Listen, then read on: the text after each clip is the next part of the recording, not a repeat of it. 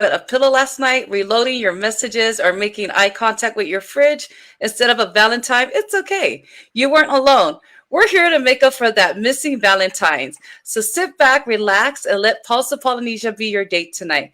This is where we bring inspiring Polynesian voices from all walks of life to share their stories, laughter, wisdom, and unforgettable journeys.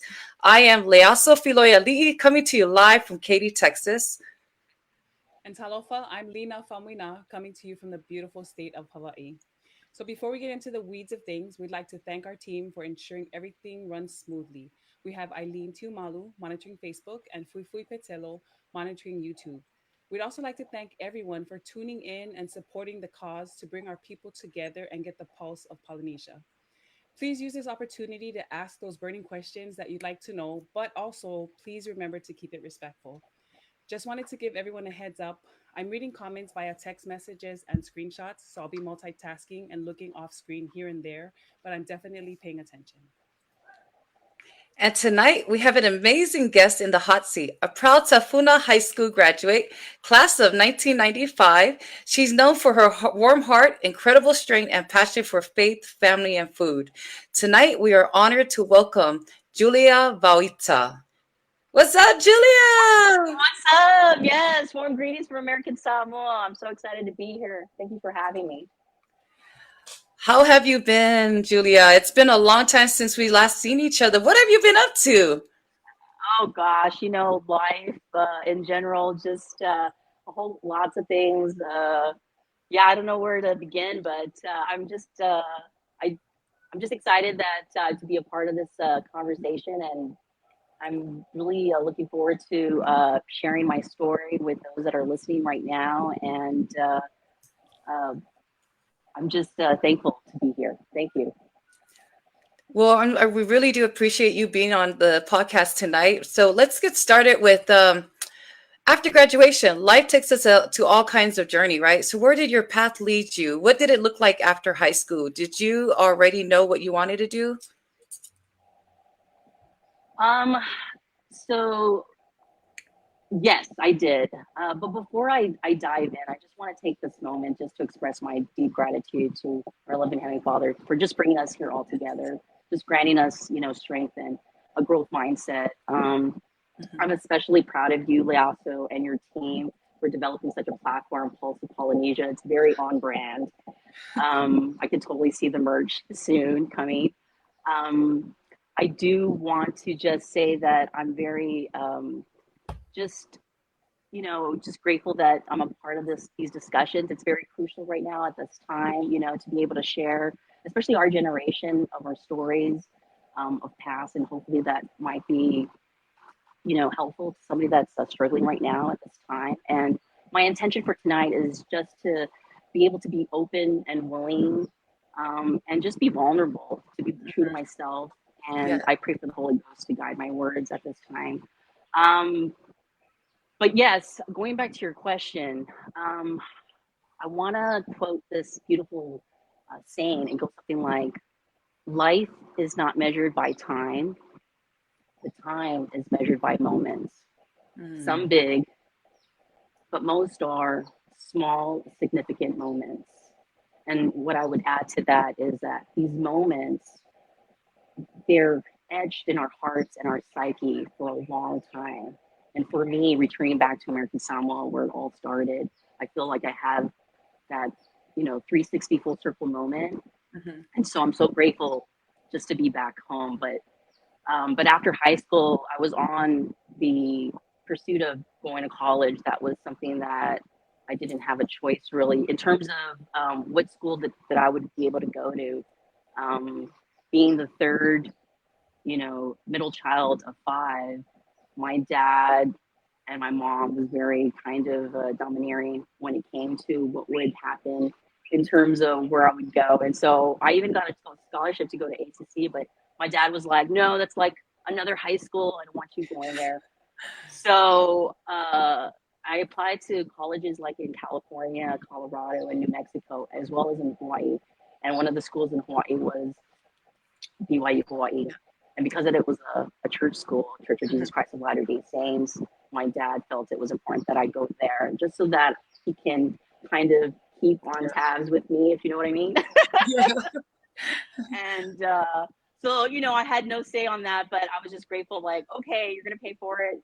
Part of it, I had an academic scholarship, but the other part, it was going to, I would have to take out loans, which I didn't have to. My dad was willing to support me in Wow. that regard. And so, but yeah, I just kind of took it to the chin, and, I was just counting the days until I finally did depart. And so I spent the next 4 years being there at UA Hawaii in Laie.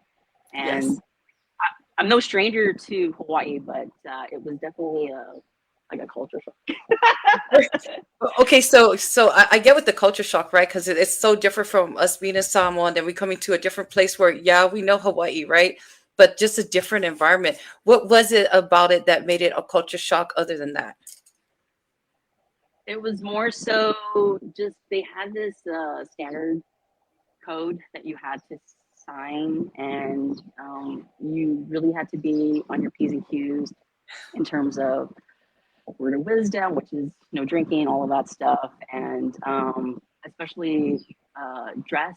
I couldn't get away with sleeveless going to that school, and you can imagine somebody. I was 17 at the time when I did leave, and so having to go from like wearing like short shorts, crop top, to like having to really completely cover yourself, and then just making sure like, okay, I don't want to be a kid having to get sent back or what have you. I didn't want to become a cautionary tale, so I was very mindful of how I had to behave, going to a school like that, and it was definitely a journey.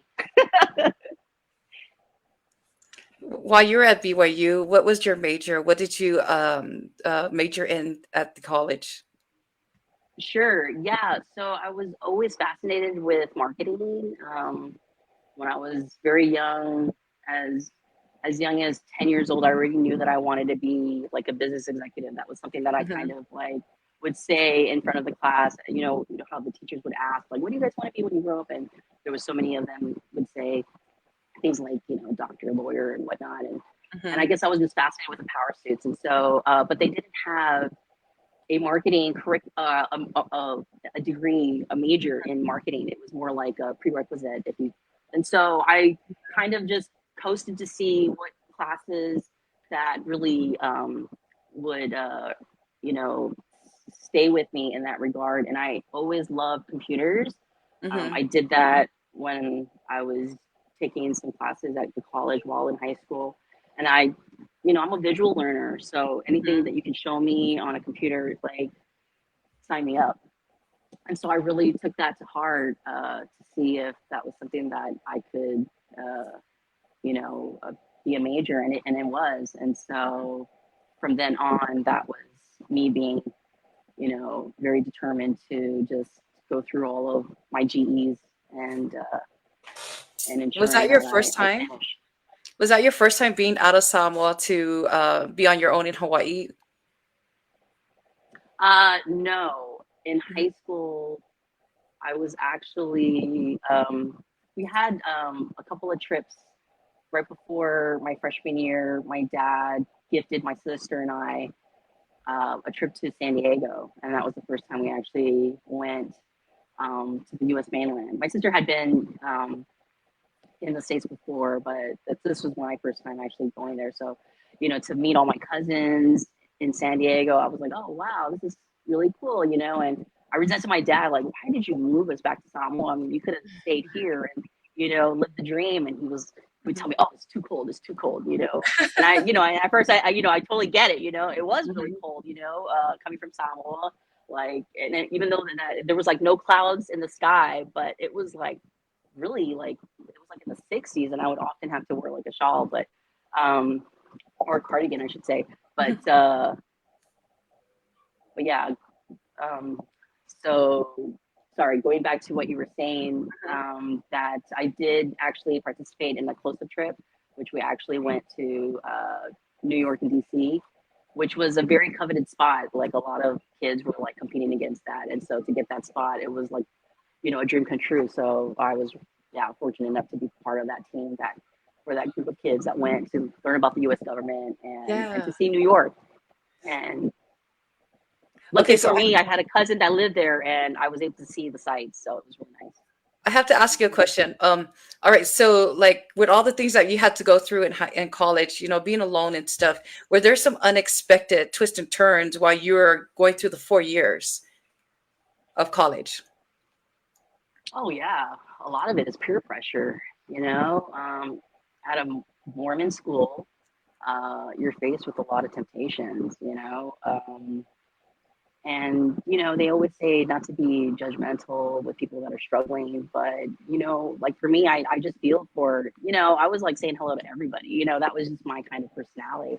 Mhm. I didn't see their social status. It was more like their energy, their vibe, and if they're nice to me, I'm gonna be nice back to them. Mhm. um so yeah, a lot of it was peer pressure, trying to maintain this brave front of you know because part of going to BYU, you had to go to church, Yes. because you needed your bishop's endorsement to be able to re-enroll for the next semester. So it was almost like I had to play the part. I'm Yes, just just for saying, this. Yeah, I totally. yeah, and it was almost like I was putting up like this, I was suffering from this disease to please, Mhm. and it was a learned behavior that I got from, learning as a young child and having to always have to be on my P's and Q's with my mom. She was very overbearing and, constantly micromanaging what it is that I did towards the latter part of high school. Mhm. And so, yeah, and being able to endure that, I think if you surround yourself with good people Yes. in college, it could be really a fun experience. And that's what I did. I was quick to make really good friends. I had a small circle of girlfriends, and a lot of us were Polynesians, Mhm. because when you're at BYU Hawaii, you're not a minority, you're actually a majority. Yes. The Palangis and the Asians are considered minorities. So it didn't really feel like it was all kind of isolated in that regard. Um, we had the best of both worlds. We had PCC on the other end. So if you got to dance, which I did get a chance to dance during the canoe show, that was fun. And so just being able to be a part of all of that experience, I think it just propelled me to be prepared for the next chapter in my life. Yeah. So, speaking of the next chapter in your life, after the 4 years that you did in Hawaii at BYU, what was your next move? So Did eight you? months before I was going to graduate, I had a hard time trying to find a job within Oahu. Really? And at the time, this is like early '99, so the internet is just kind of bubbling, if you Yes. will. There's not that many female IT professionals, even though that I worked the last 2 years for the on-campus computer support center, and my the manager that was overseeing that were a female. She was a woman, a Tahitian woman, and I was like, wow, this is so cool. And another manager within the same silo within the she another female. And so I was like, what's going on though? You know what I mean? Like, do I have to have like 20 years just to get a job? It didn't make any sense. And so I had to kind of think bigger. And my brother was like, why don't you come here in San Diego? I'm here. Maybe you could find a job. And that's what I did. So I packed up a suitcase and my TV, which was one of those tube TVs where I still Yes. had the box. I just kind Yeah. of, it was like a 19-inch, because he didn't have a TV. And that's what I did. I just, and they didn't have direct flights from Honolulu to San Diego at that time. So I had to fly to LA, and then my brother had to come pick me up and drive Wow. down, which was a 2.5 hour drive. But the cool thing about that story is I had arrived that morning, like it was like a 5 a.m. flight that I arrived. I got to the paper because back then it was just the newspaper that you would look at, and I was cold calling, and I was able to get an interview at Oh wow. like a temp agency, yeah, and I was able to find work same day, and that's a true story. Um, Wow. by 4 p.m. that day, it was just, and I knew that Heavenly Father was on my side when I told him what I wanted, and you know what I mean, and it happened. And so, as long as you do the necessary steps to getting, you can go as far as you can. Mhm. Leave God, let God do the rest, and I truly believe in that. And so, yeah, I was able to find work immediately I was within. just gonna say, like, how did faith play a role in shaping your journey? And you just mentioned that Yeah. when it became very challenging for you, because I know, like, working a new job, just getting out of college, uh, did you ever felt like it was beginning to be impossible for you? And what did you do to change that? Well, the good thing about going to school at a church college, like there's a lot of people like older than myself, that started college later in life, and you meet so many different backgrounds, all ethnicities, not just Yes. Polynesians, but everywhere else. And so I was able to gauge in, what did they do differently? So, you know what I mean? So instead of you having to reinvent the wheel, you just kind of piggyback off of what has been true and trying for them. And Mhm. I think that is important to remember that, it's okay to ask for advice, especially from somebody that you respect. And there has been a lot of that in my incredible life, of how there's so many I call them earthly angels. They come into your life and they make an impression, Mm. and it stays with you. And so you take that with you and you pay it forward. And so I think by surrounding yourself with quality people, that's a key takeaway, especially when you are at an impasse and you're not really sure what to do. And of course, power of prayer always helps. Sorry, you kind of got me emotional there. I had to hold some tears back. It's okay. It's okay. Yes, You yes. said that we're going to be vulnerable. Nice, yes. So that when you said you were blessed when you got there the same day with the job, right? What uh, share your journey with us on how you got from there, and did you end up being able to be in marketing like you always wanted to, or how did the journey shape from there? So when I mentioned before about how my life has been a full circle moment, my life has always been circular, not linear. And so I always knew at some point that I would come back to marketing, but I didn't know how that was going to kind of happen. Um, so the job that I took was just a starter job. I was just happy to make money. You know what I mean? I had this impending. I ended up taking a loan. I don't know why I did that, but it was just, you get a credit card and you're like, oh, what's this? And so I wish they taught us credit, Yes.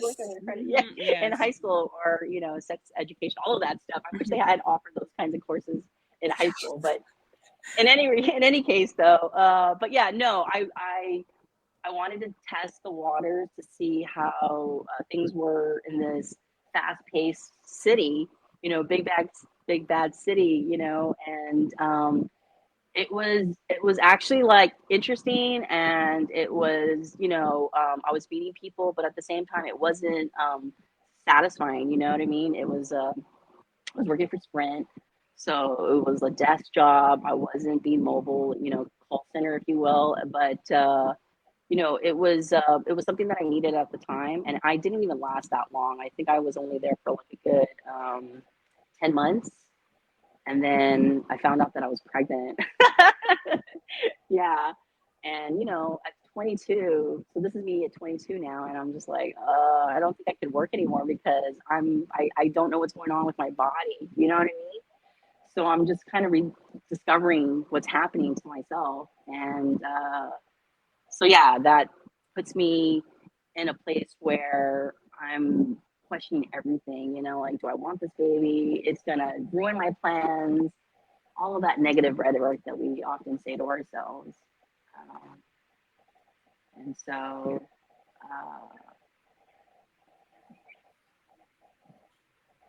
my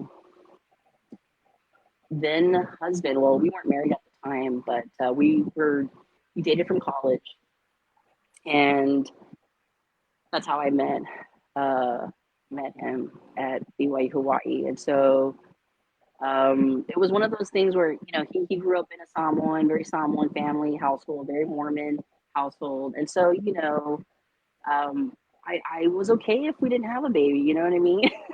But of course he was pressuring me and to say, no, this is a good thing. This is a good thing.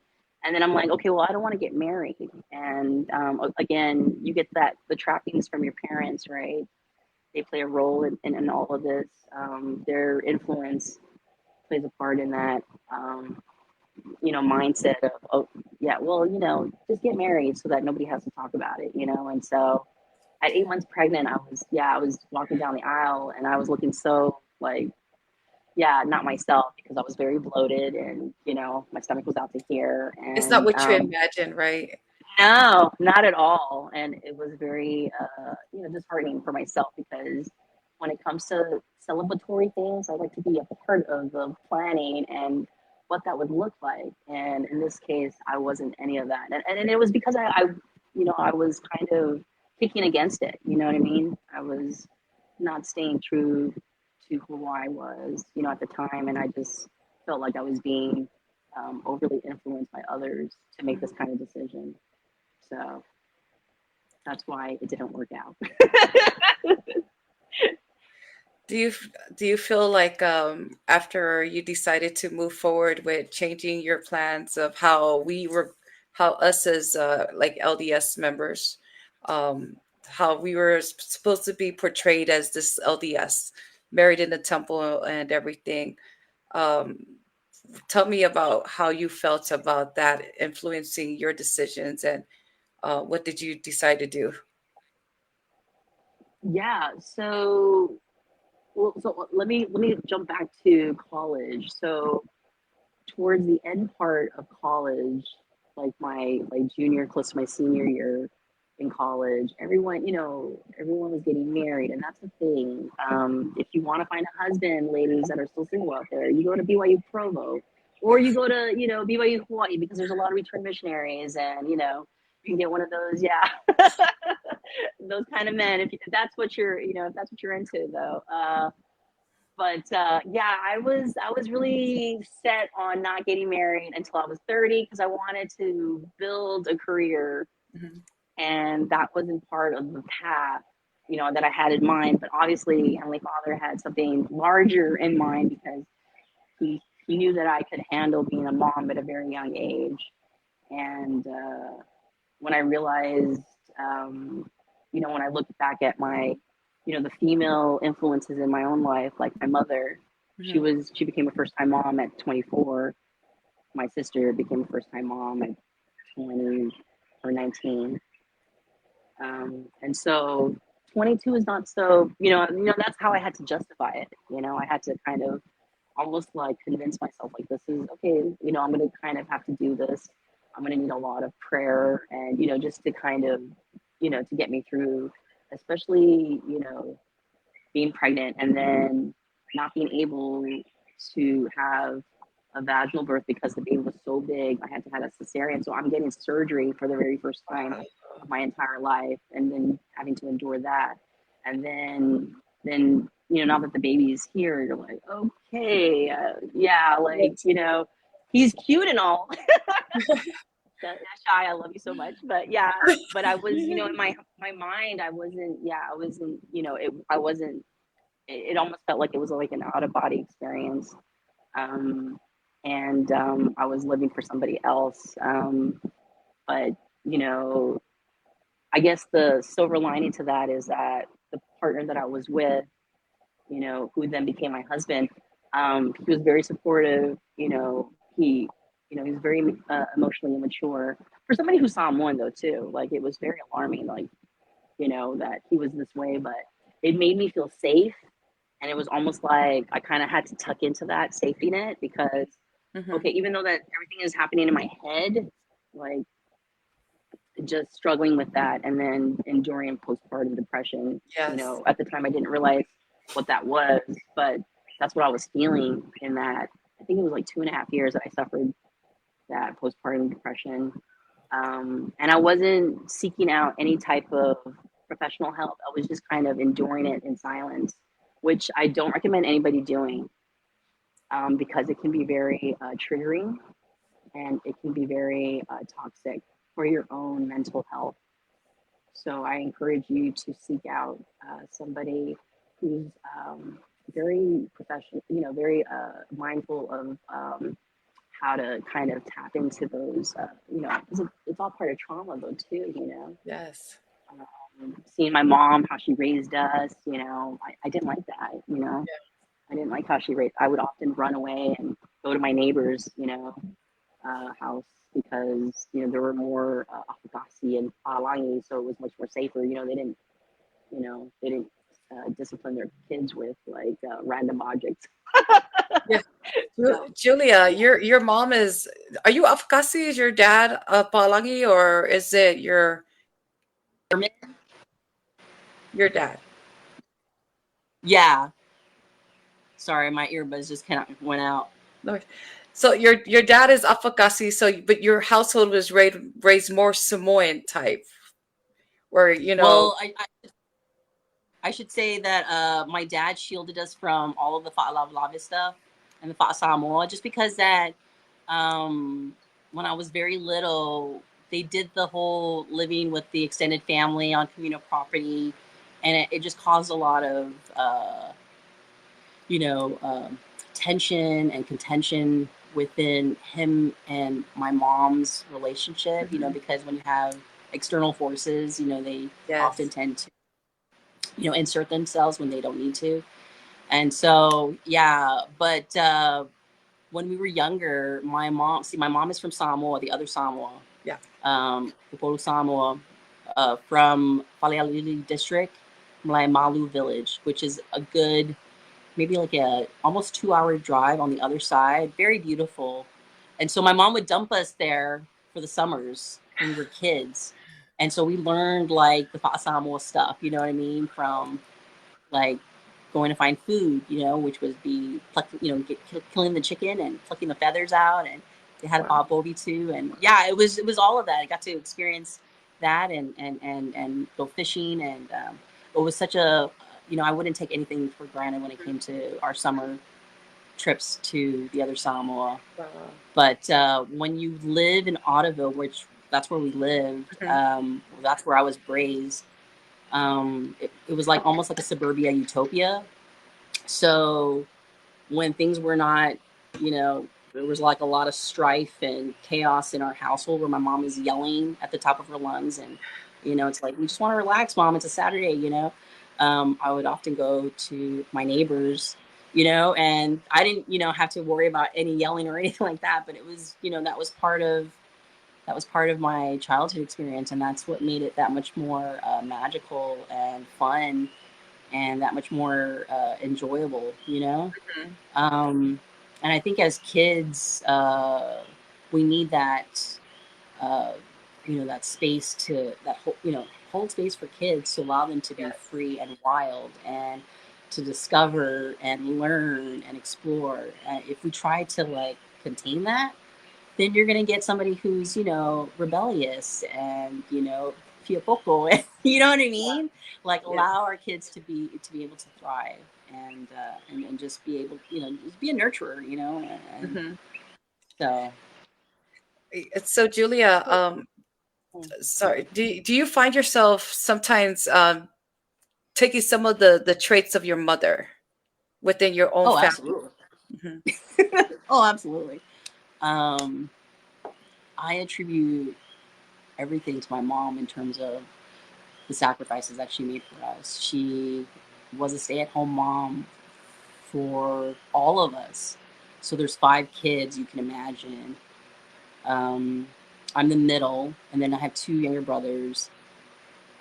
And so I want to say like over 20 years, she was a stay-at-home mom, and then finally she decided to go back and pursue her own, degree, and she became a family consumer science teacher at Leone High. She did it for 10 years, and there's a lot of folks that would come up to me and say, "I remember your mom. She was the best." And anytime I wanted to eat, I would, Mhm. just have to just go to her class, and yeah. So So the fact that I'm artisanal entrepreneur where I make things from scratch with my hands, I attribute that for my mom. Wow. Um, you know, there's this power of discernment where it's all in all of us. Sometimes you have to tap that into by saying a prayer so that you can be able to judge people, just based off, what they do. And so oftentimes with that power of discernment, you can use that to your advantage when you can sense like bad energy, or you know what I mean, like, oh, maybe something is happening with your life, so that's why they're projecting, right? And so so yeah, that's all. Like, I have my mom's side, and she comes from a long list of strong women, very resilient, very faith, uh, like building women. Yeah, you know that they mean well, Mhm. um, and I'm so appreciative of that. And of course, my beautiful smiles from my Julia, mom too. we Go have a ahead. bunch of comments online. If you don't mind, I'll read them out. One is from Yeah, sure. June, who says, "So beautiful. Put Heavenly Father's hand in your circular journey. I'm so proud of you, sis." One is Oh, love you, June. from one is from AT. It says, "Had the experience of working with your mom at Votech. She was a stern woman and always went to everyone. People had to walk on eggshells not to piss her off. I remember she cussed out a sped student and his teacher because the kid kept banging on her classroom door on the second floor. I was cool with her because she knew my dad, who was from Upolu. She was always dressed up in makeup, beautiful and strong too." June says, "Our dad is Manua Thank born you and for raised that. in Tutuila, but half Palangi, but he spoke Samoan fluently." AT said, "Yeah, Julia's mom was of the generation who didn't take crap from anyone, not even the principal." And Yeah. then the last comment is June says, "Salai Valu Laru Onosemo taught home ec or family consumer science in Leonge and then in Nuuli Kotek. And yes, even I walked on eggshells with her. Fierce, strong spoken lady." Yeah, she was somebody that you do not want to cross or be Oh. on her shit list. So, Julia, what was the hardest part about losing her, and how did you navigate the grief? so the year that she passed was in 2022, and we were in the thick of pandemic here in American Samoa, and I was 7 months pregnant with my daughter at the time. And the week that she passed, I was actually leaving on a flight. Um, and we weren't sure if the governor was going to stop flights altogether. So I didn't want to take a chance of not being able to go off island simply because of my medical history of having cesareans, so Yeah. I needed to get off the rock. Um, but there was a time when, in her last hours, my brother had called us to say that I think mom is turning for the worse. You have to come now. And so when I sat with her during those hours of, talking to her, um, even though that my mom wasn't like physically present, but just her heavy breathing, being able to see her, knowing that she was in me as well as probably staring at us, that at me, looking at her physical body. It was almost as if like you know I I, ex- I expressed to her candidly that all the things that I wanted to say to her, and Oh, that kind of helped me, yeah, to have the courage to be able to go on this journey of having a baby, and being completely away from my family here, and having to kind of navigate, because I was planning to go have baby in Vegas, so I was going to be spending like the next 6 months there. And luckily for me, one of my best friends from high school, she's a ride or die, Iris. I hope you're watching. But yeah, I was able to stay with her and her family during this time frame, and so that kind of helped me um, during that time of grieving. There were so many nights of where I would have vivid dreams of my mom, as if she like visited me, saying, you know, all the things that I wish she would have said when she was alive, and she was able to say the, you know, the things that I've always wanted her to hear her say. You know, like, I love you, Julia, you're the best. You know, like those are some of the things I would hope that she would say, but she never did. But yeah, but But and you know along she's those with lines, it. along those lines, yeah. But you know, or apologize, you know. But yeah, I was able to see that in my dreams, and I remember writing out a letter to her, like a love letter to her, of what I Wow. would say had I had the opportunity to be able to speak at her funeral, because I missed it because I had to come off island.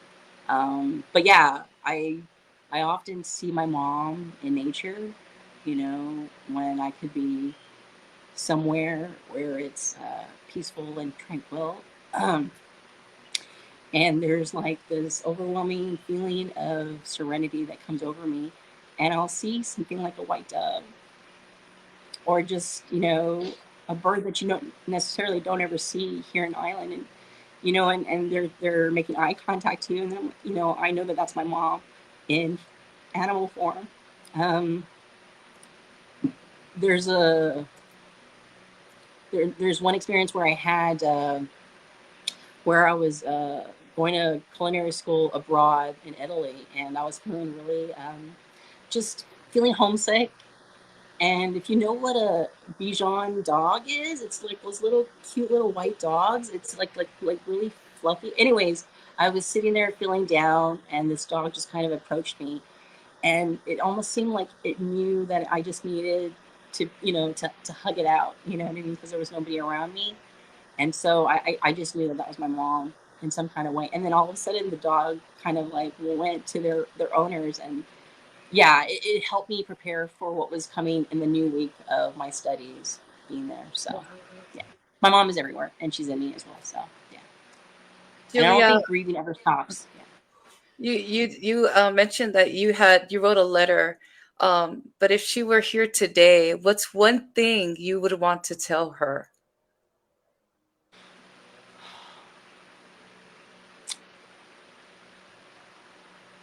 I love you, Mom, with all my heart. I know that you are proud of me in everything that I've done, despite some of my shortcomings that you don't agree with.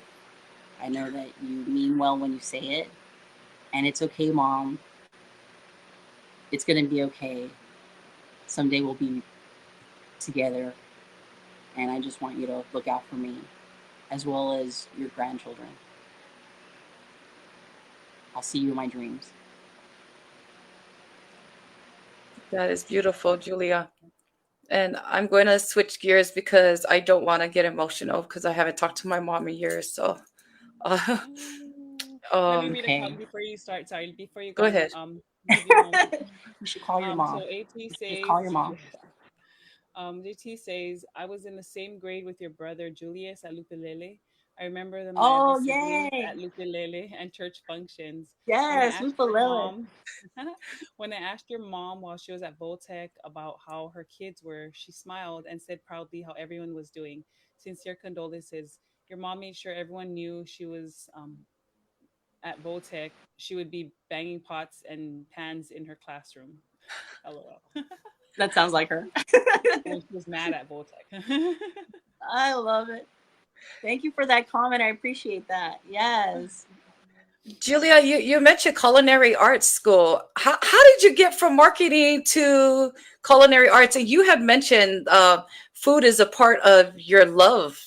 Yes. Tell us about that. Yes. Oh my gosh. So this will be my fourth wind Yay. in terms of career path. My first was working in an IT capacity. I was actually able to get a job. Sorry, in terms of the story time. I was after I had baby number one. I was able to get a position at an aerospace company, and I worked there for 13 years. So I was able to kind of move in different departments. And so the first 7 years I was in the IT realm. And then I decided to take a turn into, I want to do business ops, learn, like maybe kind of have that bridge between operations and support, and there was an opportunity to be a part of that. And so I went back to get my master's, my MBA. Mhm. And so I did that. And then I was able to land the dream job that I always wanted. That little kid that said business executive, at 10 years old, I was able to live that dream job, which was a business advisor, allowed me to travel, all parts for the company. And that was, and just be able to, train and mentor and advise professionals as well in their field, engineers, that is. And then returning back to Samoa, Mhm. my plan was to always open up a business here, but I had to pivot. And that was only because, um, well, at first I wanted to do the business, and then our housing situation didn't kind of work out after when we had gotten married and returned from our honeymoon that same year. So now we're going into early 2014. And so I put my resume out to the Chamber of Commerce because I knew that I wanted to kind of work in the private sector Mhm. area. My husband wanted to stay, ASG realm, and that was okay, and so I got the people that did reach out was Blue Sky. So I was doing project management work for Blue Sky for 3.5 years, and then there was an opportunity to lateral move, that is, to go into marketing. So I ended up being in marketing. It all worked out. Yes, yes. I did 3 years in marketing. I did product development, and we did so many launches. Such a good experience, just to kind of get the lay of the land.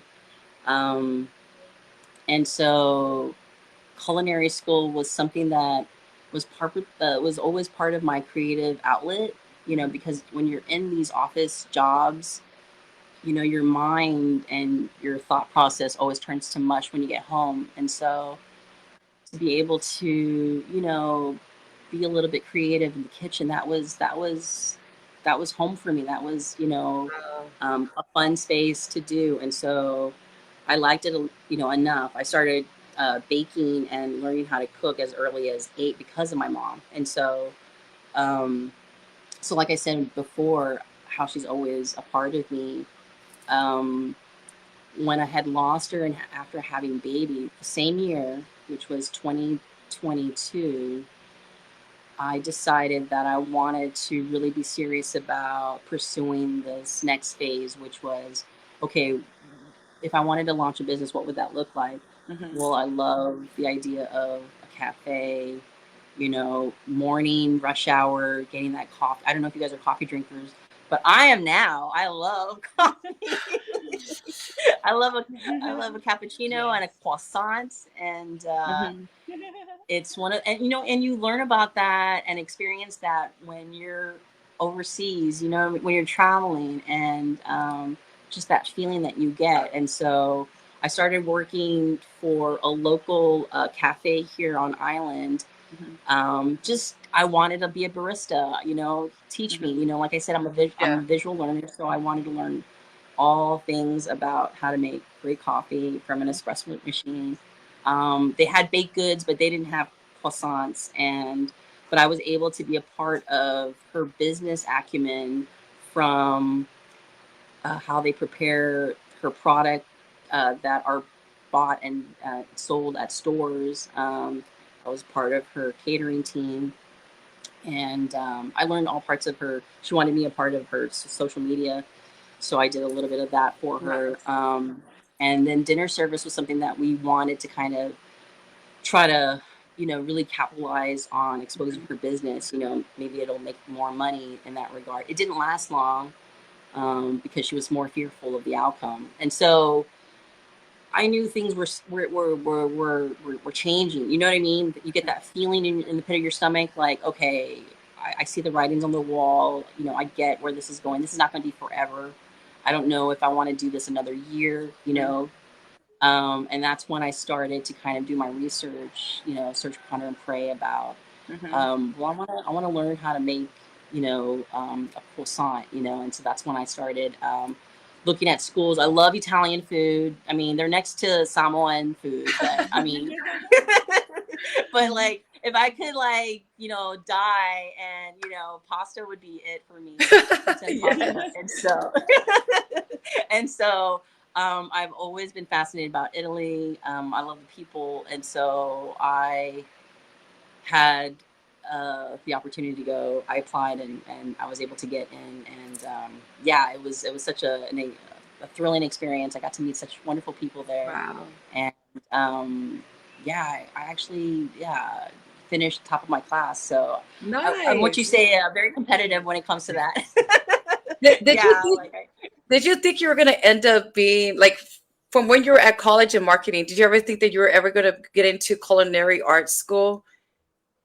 No, that was only when I started working at the cafe, Uh-huh. and then being exposed to all parts of her business. Mm-hmm. And then when she told me to run the catering, I was like, oh yeah, I could totally do this. And then, being a part of that. And then, because the thing is, when you identify that there's a gap or a need on island, like a problem, and I'm a problem solver. Okay. Like there's nothing that you cannot fix though, or,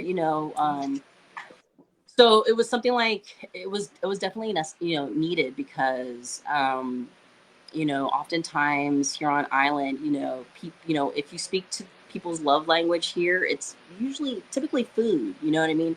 And if it's really good food, they'll come back again and again. And so I just thought that for myself, if I wanted to go to a cafe, I wanted to see that kind of demonstration when it comes to food. And we don't get a lot of that here. I mean, there's still pancake and German buns for you, but Yes. when it comes to like the really handcraft type of, you know, baked goods that you can provide for the community, I think it's important that we do just that. And so, for me, I always like to, if I'm going to go into a different path, I always like to have some sort of schooling, to Yes. as support. You know, it was the same thing as when I moved down and I wanted to open my lounge, and that didn't happen, a bar lounge. And so I Mhm. went to bartending school so that I could learn that and then come here and be able to, execute it. So yeah, I'm no stranger when it comes to elevating yourself so that you can be a subject matter expert in that field. You know what I mean? And so nobody can kind of question you and be like, okay, Yes. wait a minute, yeah. And there's something about learning from other people though, you know what I mean? And that's why I say I'm a student of life. Like I love to learn and grow and just expand my mind. I feel like I intend to be here for a very long time. Mhm. My maternal grandfather lived to be 106, and so I Wow. mean that's my maternal great grandmother was almost 100. My dad right now, he's 94. He'll be 95 this year. So I know that it's in the genetics, but part of it is, me having to prioritize health and making that a commitment, not just something that you just say, oh, it's not important, but no, it is important. Yeah. So Kudos to speaking you. of, Oh, go ahead. Go ahead. Go ahead. Go ahead, Lena. so kudos to you for being very competitive, and not only, like you said, you wanted to learn how to make a croissant. You didn't just YouTube it and stay home. You went to France. Like, girl, Hey, there's nothing wrong that's with like that. Okay. Like a lot of people that's do like over. that. No, You know what that's I like mean? top of the line, over and Yeah. beyond. You better get it. Actually, Like, I go to the Starbucks or the store to grab me my croissant. I'm sorry, I can't cook. Yeah. yeah, but that's what I'm saying. Like, it takes a lot to, like you said, to put your all into something that you want to do, and to not just say like, oh, I want to do this, but like you went to bartending school, you went to marketing, right? Like, and you went to France. Like, where else would you go to learn how to make a croissant, Yes. right? Like, girl. So did you ever get to make the croissant? Yeah, no. So when I returned back last year, I did a lot of product testing, and a lot of the times you have to kind of. There was a store that actually provided the particular ingredient, flour. Flour is important, especially the elasticity, extendability that's needed to make a really good quality croissant. and the store doesn't carry that flour anymore. And so it's so Oh. frustrating when it comes to ingredients, you know. And so, but I was able to product test. I was able to execute it. I had orders. So there is a demand here on this island. People want to see quality, good food. Yeah. I want to be able to provide that. The way that I look at success is, you know, making money on things that you love to do, and then being able to make a contribution and elevating humanity. And that's part of this journey, right?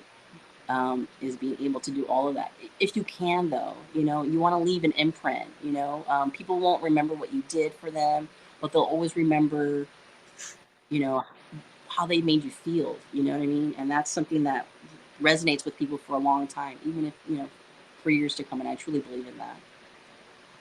So June says, that's Julia, innovative, ambition, and intelligence. And I agree because that's amazing. People talk I love about you, June. things Thank you. and then they do it, you know, not all the way, but to be able to do that, girl, hats off. Yes.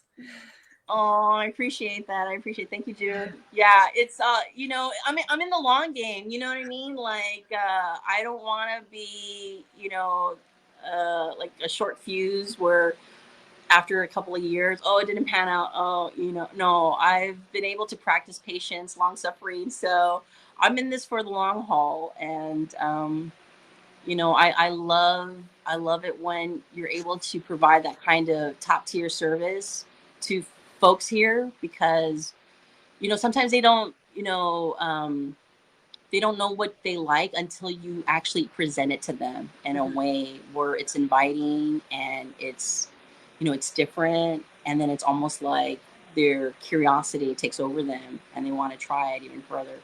But um, see, I and that love was that one you of the do that because as we know, people back home, not everyone can travel or just leave, right? So the fact that you're willing to bring that experience to them that they wouldn't otherwise get, like that's amazing, right? Mhm. Because like we know people back home is very expensive and it's a very different way of life, right? So the only way that's a lot of people get to experience the world is through people that come back from their journeys and share that, Mhm. you know, so like living absolutely vicariously, right? 100%. Vicariously through those people, right? Mhm. We have a question. Absolutely.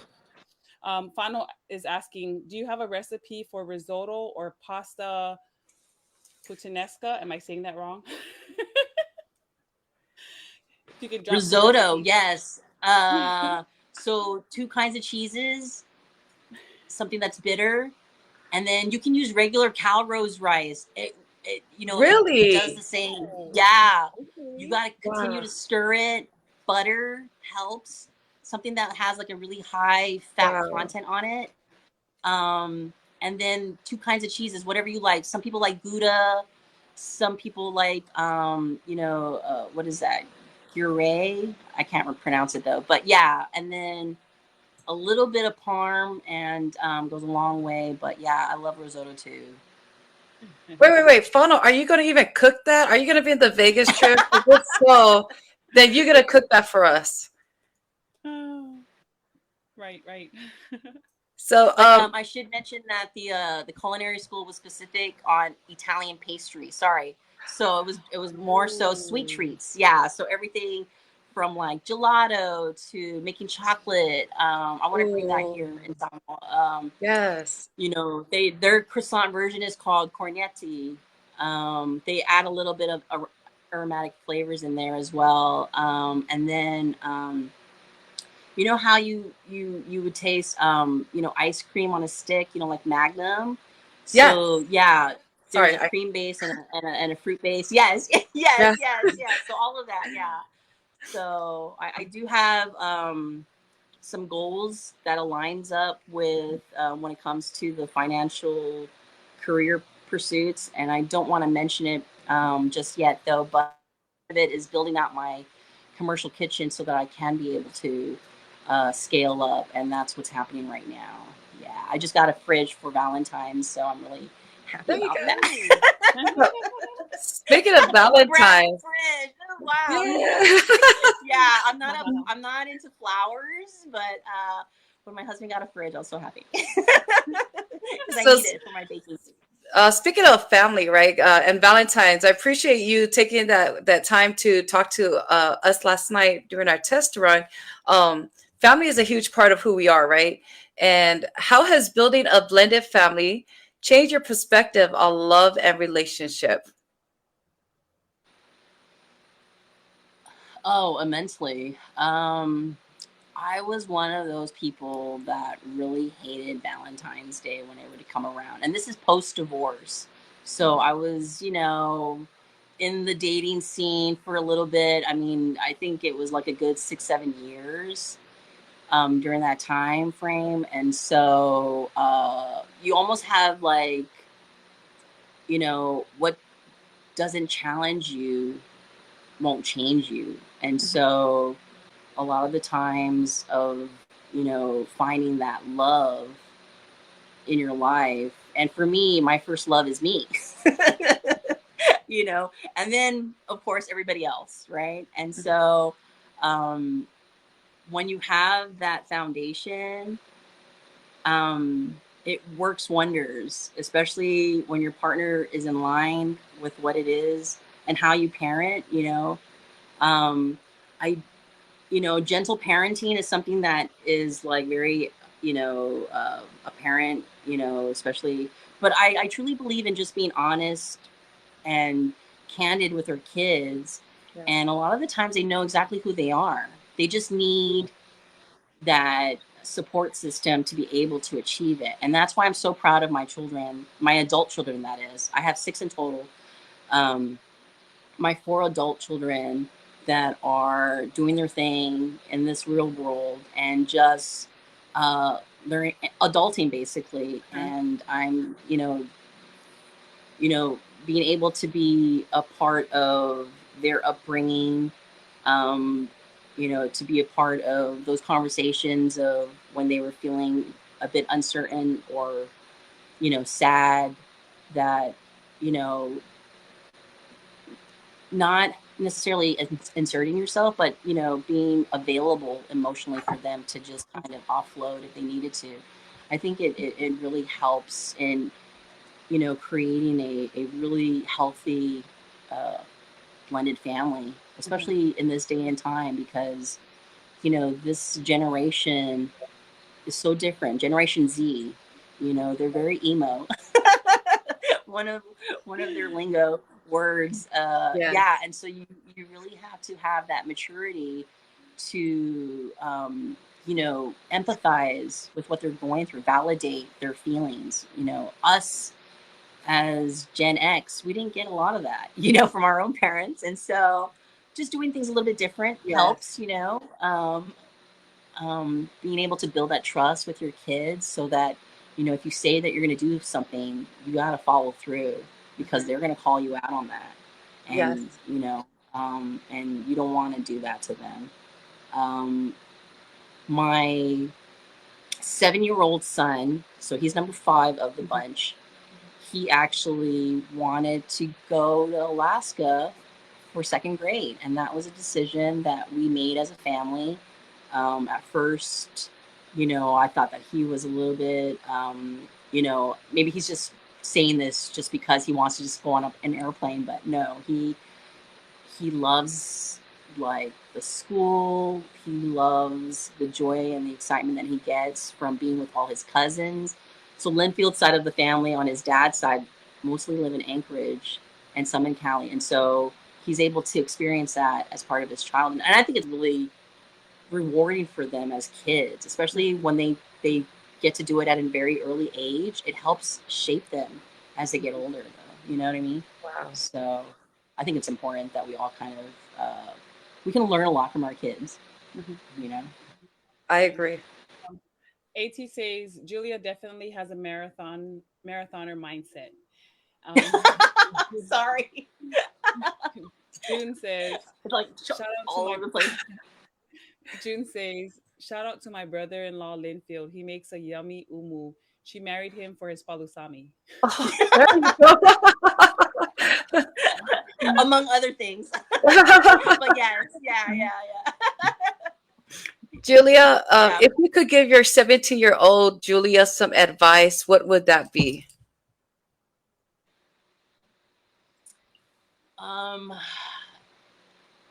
so there was also this superpower within us, and it's something that I wish I had the courage to be able to do more so at that time because I was living for my parents. I didn't want to upset them, but I was that way all the way up until those last crucial years within before 20s, and that is authenticity. Um, be true to yourself, Julia. Be true to the type of person that you've always been, curious, interested. You always had a sense of self with the kind of person that you wanted to be and how you wanted to grow and show up for the world and for others. And so trust in your intuition, trust in yourself, and everything is going to be okay. Yeah, let God do the rest. So, family, love, and resilience. Julia, you are a living example of all three. Before we close out, as we are getting close to the end, I have one last question for you before I hand it over to Lena to give her question if she chooses to. If you could leave behind one message for future generations of your family, what would that be? Um,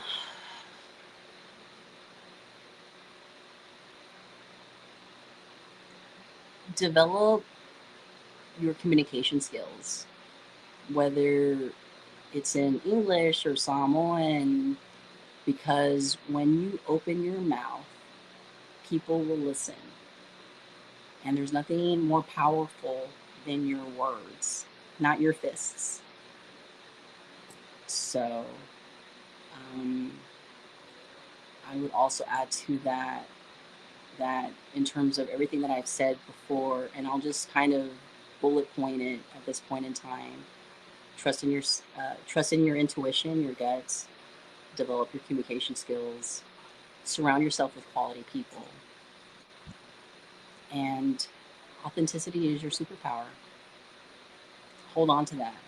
Even if you're not a faith person just yet, know that you are a daughter, a son to a loving heavenly parents, and you are born to earthly good parents that only want the best for you.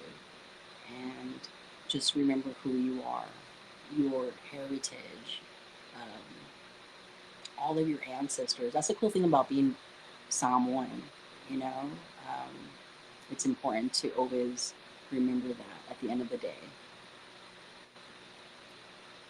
Thank you so much, Awesome. Julia, Lena. Thank you so much.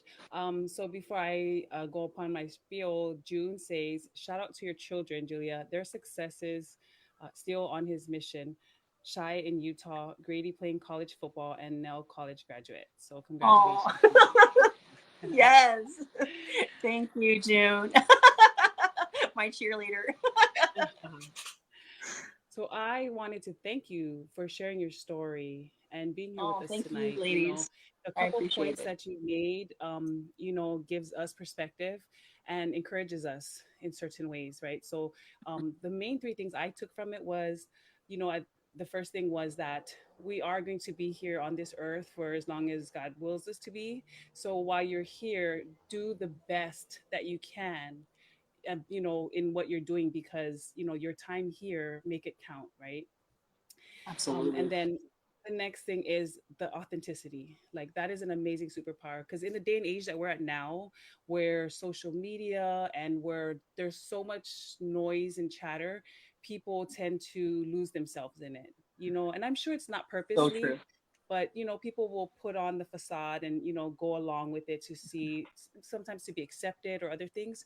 Yeah, So that is a very great reminder to everyone listening, to just be authentic to yourself, right? And that way so you can true. live, you know, um, in how you need to be, right? Right. And then last but Absolutely. not least, you just hit it all out of the ballpark with us and not only being women and culturally sensitive and in this world is learn to use your words, learn to appreciate that the message you have will be heard, but you have to get it out in that way, you know. So thank you so much, Baptiste Lava. I really enjoyed this sharing session. Yay! Yay. Thank you so much, Lena. I Yeah. appreciate all of that. Thank you. Thank you. Well, before we Yes, close, heart. Before we close, for all of those of you who decided to join us for Valentine's and who didn't have a Valentine's yesterday, we hope we satisfy your soul and your heart and mind with these wonderful, powerful stories, laughter, memories, and deep emotions that Julia has taken us to.